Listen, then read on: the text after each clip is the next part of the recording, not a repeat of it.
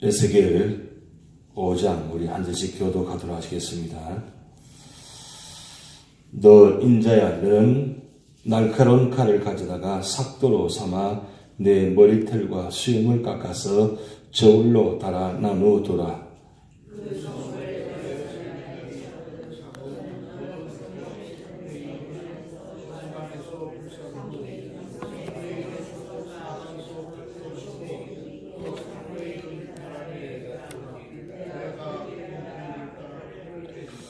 너는 터럭 중에서 조금을 내 옷자락에 싸고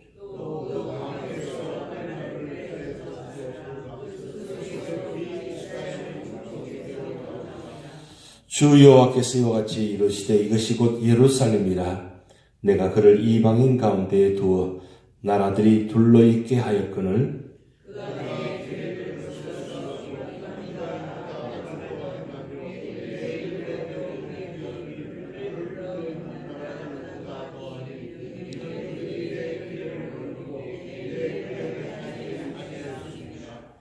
그러므로 나 주 여호와가 말하노라. 너희 요란함이 너희를 둘러싸고 있는 이방인들보다 더하여 내 율례를 행하지 아니하며 내 규례를 지키지 아니하고 너희를 둘러있는 이방인들의 규례대로도 행하지 아니하였느니라.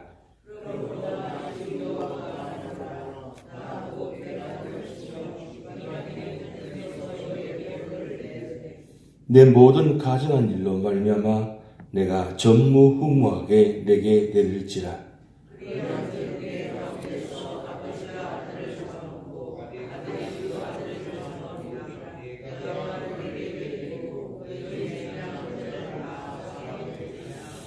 그러므로 나 주 여호와가 말하노라. 내가 나의 삶을 두고 맹세하노니 내가 모든 미운 물건과 모든 가증한 일로 내 성소를 더럽혔을즉 나도 너를 아끼지 아니하며 긍휼을 베풀지 아니하고 미약하게 하리니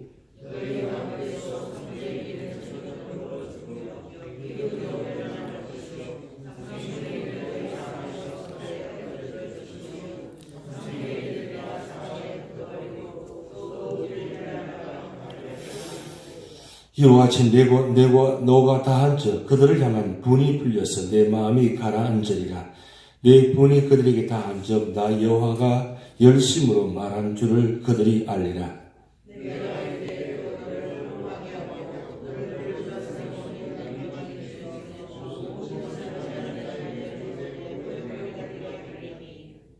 내 노와 분과 중한 책망으로 내게 벌을 내린즉 너를 둘러싸고 있는 이방인들에게 내가 수치와 조랑거리가 되고 두려움과 경고가 되리라. 나 여호와의 말이니라.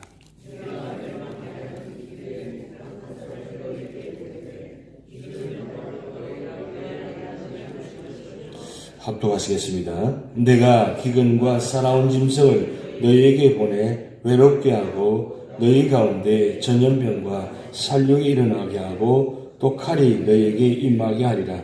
나 여호와의 말이니라. 아멘.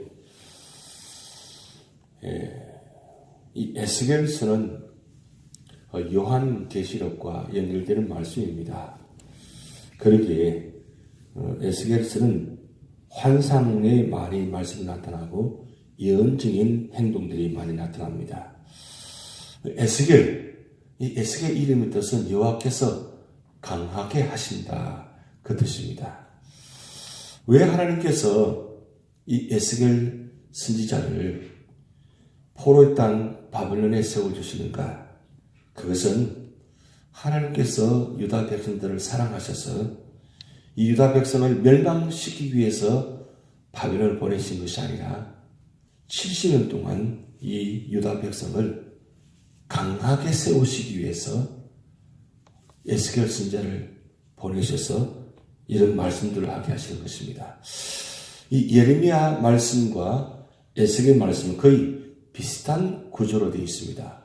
보통 4가지 구조로 되어 있는데 1장부터 3장까지는 에스겔 선지자의 소명에 대한 말씀이 있고, 그리고 4장부터 24장까지는 유다 왕국과 멸망에 대해서 말씀을 선포합니다.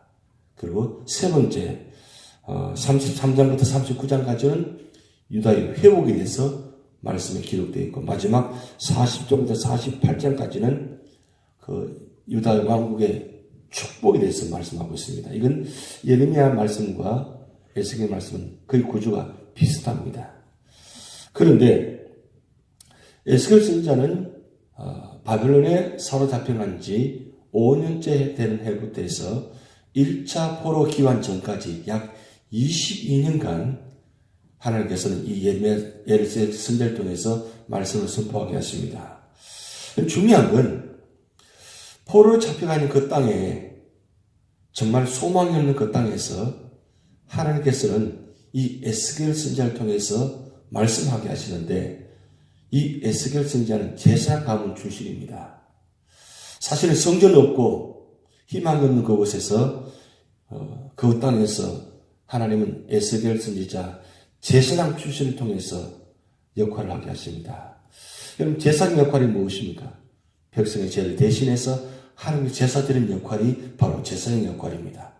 그런데 하나님은 이 에스겔 선지자 제사장 가문의 출신을 이곳에 보내셔가지고 비록 성전은 없지만 이 제사장 출신 이 에스겔 선지자를 통해서 말씀을 선포할 때에 그 땅에 70년 포로 잡힌 그들을 통해서 희망이 무엇이겠습니까? 그들은 하루 3번씩 예루살렘 성을 바라보면서 성전을 바라보면서 기도하는 사람들이었습니다. 그런데 이 에스겔 선지자 그곳에서 그가 한 일이 무엇입니까? 바로 비록 성전은 없지만 제사 드리는 마음으로, 그리고 백성의 죄를 대신한 마음으로 하나님은 이 에스겔 선지자를 통해서 말씀하게 하시고, 그리고 환상을 보이시고 그 환상에 보면서 행동을 하게 하는 모습입니다. 오늘 5장은 네 번째, 4장과 5장은 네 가지 행동을 하게 하시는데 5장은 바로 네 번째 행동입니다. 네 번째 행동 중에서 가장 중요한 행동인데 무슨 행동이냐면 머리털과 수염을 깎는 행동입니다. 여러분, 제사장은 삭도를 대면 안 됩니다. 머리털을 깎아서는 안 됩니다. 수염도 깎아서는 안 됩니다. 그런데 왜 그렇게 머리털을 깎게 하고 삭도를 대게 하느냐?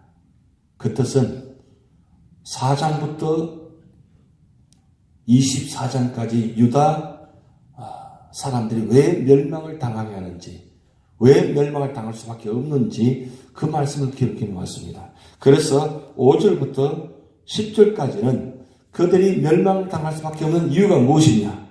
그것은 이방인들보다 더 악을 행하였다는 것, 그리고 성소를 더럽혔다는 것, 이 두 가지가 가장 큰 죄악입니다. 하나님께서 제일 싫어하는 것, 바로 성소를 더럽히는 것, 그리고 우상을 섬기는 것, 이런 모든 악한 행동을 하는 모습을 통해서 결국 제사장은 머리털도 삭도를 대면 되지 않는데, 수염도 깎아서 되지 않는데, 결국은 이렇게까지 할 수밖에 없는 이유는 뭐냐? 죄악 때문이라는 거죠. 죄를 하나님께서 미워하신다는 것. 할 수 없는 일을 하게 하시는 것은 바로 이와 같은 행동이 나타났다는 뜻입니다. 결국 우리 삶의 자리에 우리가 어떤 모습으로 살아가든지 우리 생각과 우리 마음이 주님께로 향하지 아니하고 세상을 향하고 말씀대로 살지 않고 말씀대로 행하지 아니하고 세상을 더 섬기고 세상을 따라가면 그것이 바로 우상을 섬기는 행동과 같다는 거죠. 그리고 그의 모든 삶의 죄악된 모습이 바로 하나님 제일 싫어하는 것이라는 것을 말씀하고 있습니다. 그래서 하나님은 에스겔 선지자를 통해서 행동을 보여줍니다. 여러분 생각해 보시기 바랍니다.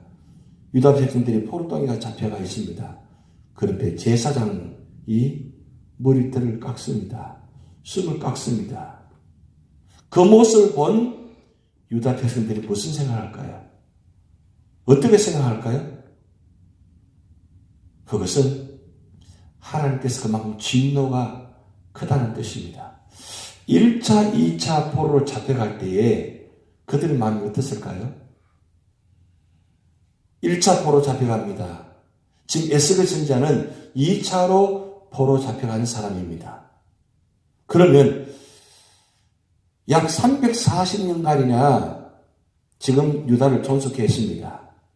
그리고 이사야 선지자를 통해서 예레미야 선지자를 통해서 하나님은 수차례 수십 번 말씀을 선포합니다. 하나님의 말씀을 섬기지 않고 그리고 우상을 섬기면 반드시 바벨론을 통해서 포로 잡혀가게 할 것이다. 계속적으로 예언을 말씀합니다. 그럼에도 불구하고 그들은 믿지 않았습니다. 근데 아니나 다를까 예언대로 1차로 포로 잡혀갑니다. 2차로 포로 잡혀갑니다. 그들은 어떻게 생각할까요? 결국 하나님의 말씀은 이루어지는 것이다. 깨달을 것입니다. 그런데 놀라운 것은 유다 땅에 남아있는 사람들은 그들은 포로로 잡혀가지 않았기 때문에 그들은 어떻게 생각하느냐? 유다 땅에 있는 사람들은 포로 잡혀간 사람들 생각을 바라보면서 뭐라고 하느냐면 저들의 죄 때문에라고 생각합니다. 그런데 포로 잡혀가 있는 사람들의 생각은 우리 죄 때문이다 라고 생각합니다. 그러면 차이점은 무엇입니까? 바벨론 포로 잡혀가 있는 사람과 유다 땅에 남아있는 사람들 생각이 정반대의 생각을 갖고 있습니다. 유다 땅에 사는 사람들은 죄를 깨닫지 않습니다. 그런데 바벨론 포로 잡혀간 사람들은 그 에스겔 선지자의 행동을 보면서 그들은 회개합니다. 하나님 우리 죄 때문입니다. 우리 죄로 말미암아 이렇게 하나님 심판을 받고 있습니다. 그걸 몇 년 동안요? 22년 동안 하나님 에스겔 선지자를 통해서 보여줍니다. 그들이 회개합니다. 결국 하나님은 70년간 그 포로 생활을 통해서 하나님은 에스겔 선지자를 보내셔서 이 에스겔 이름 여호와께서 강하게 하신다. 결국 바벨론 땅에서 그들이 한 일은 무엇입니까? 회개하고 그리고 하나님의 엎드려서 기도하고 그러므로 통해서 하나님은 유다 민족을 강한 민족으로 다시 세우십니다. 만약에 바벨론 땅에서 하나님께서 에스겔 선지자 선지자를 보내시지 아니하시고 그냥 버려두셨다면 어떻게 될까요? 아마도 유다 민족은 아마 지구 땅에서 역사에서 사라져버렸을 것입니다. 그런데 바벨론 땅에서 70년 동안 그들의 한 일은 회개하고 엎드려서 기도하고 그리고 하나님 바라보면서 기도하고 엎드렸다는 것입니다. 그러기에 70년간은 사실 어떻게 보면 잃어버린 세월이 아니고 다시 세움받은 시간이라는 것입니다. 그러기에 오늘 우리 삶의 자리에 어떤 고난이 다가온다 할지라도 이 고난을 바라보면서 우리가 믿음으로 해석하고 그리고 믿음의 자리에서 기도하면서 하나님 이 모든 일은 나 때문입니다. 나로 인해서 이런 고난이 왔습니다. 그렇게 회개하고 엎드려 기도하면 하나님은 그 믿음의 사람을 통해서 회복시켜 주십니다. 그리고 그 고난이 그냥 고난을 끝나지 않게 하시고 고난을 통해서 연단케 하셔서 그 연단을 통해서 순금같이 정금같이 만들어주는 신앙이 되어진다는 것입니다. 그래서 고난은 절대 헛된 것이 아닙니다. 교회적으로나 가정적으로나 우리 삶의 자리에 어떤 모습이든 간에 그것을 믿음으로 받아들이고 믿음으로 해석하고 믿음의 자리를 지키면 하나님은 그 믿음의 사람을 통해서 반드시 회복시켜 주십니다. 그러기에 오늘 우리 삶의 자리에 우리 한 사람 한 사람 믿음의 기도가 중요합니다. 하나님은 에스겔을 통해서 말씀하게 하시고 그리고 그 말씀을 듣는 백성들이 회개하고 기도를 지킴으로 통해서 오늘 말씀 보면 비록 멸망의 심판이지만 하나님은 다시 회복시켜 주신다는 그 놀라운 은혜가 우리 주신 말씀입니다. 하나님은 우리에게 다가오실 때 공의의 하나님으로 다가오시기도 하지만 하나님은 결국 궁극적으로는 사랑의 하나님으로 우리를 구원하게 하십니다. 만약에 공의의 하나님만 있다면 어떻게 되겠어요? 유다는 없어집니다. 그렇지만 하나님은 공의의 하나님으로 끝나는 것이 아니라 사랑의 하나님이십니다. 결국 우리를 부르시고 선택하신 그분은 우리를 로마서 8장 30절 말씀처럼 바로 우리를 영화롭게 하는 천국까지 인도하신 그 하나님이십니다. 그래서 이 에스겔 말씀은 요한계시록과 연결되는데 이 에스겔 말씀과 요한계시록은 심판의 말씀이 많습니다. 그러나 결론은 구원입니다. 축복입니다. 그렇기 때문에 심판을 바라보면서도 동시에 우리는 뭘 바라보느냐? 구원을 바라보셔야 됩니다. 그러기에 우리 삶의 자리에 어떤 모습이든 그것이 고난이든 역경이든 그것을 심판으로 바라보지 마시고 구원의 자리를 바라볼 때, 그리고 구원의 자리를 바라보면서 믿음으로 해석할 때 우리는 축복이 됩니다.